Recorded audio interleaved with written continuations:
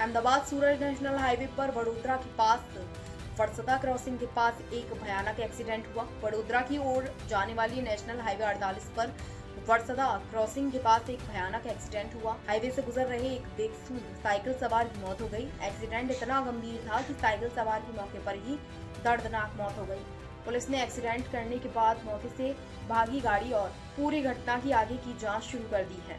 Reporter Rahul Rajput. શું નામ છે તમારું? ક્યાંથી ક્યાં જતા હતા અને વરસાડા પાસે તમે શું જોયું અને તમે આટલી સરસ મદદ કરી છે, શું કહેશો? મારું નામ મેહુલ મહેતા છે, મારો ડેપો ગઢડા છે। અમારી સુરત ગઢડા રૂટની બસ ચાલે છે, તો સુરતથી અમે 6:30 ઉપડ્યા હતા।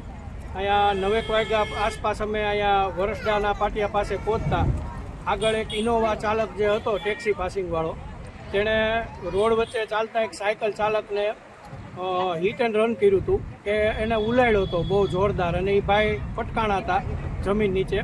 અને તરત અમે પાછળ બસ બ્રેક કરી અને અમારા કંડક્ટર તથા બીજા જે પેસેન્જર છે એ ઉતરા ઇનોવાવાળાને રોકવા માટે, પણ એ ઊભો ન રહ્યો અને ભાગી ગયો।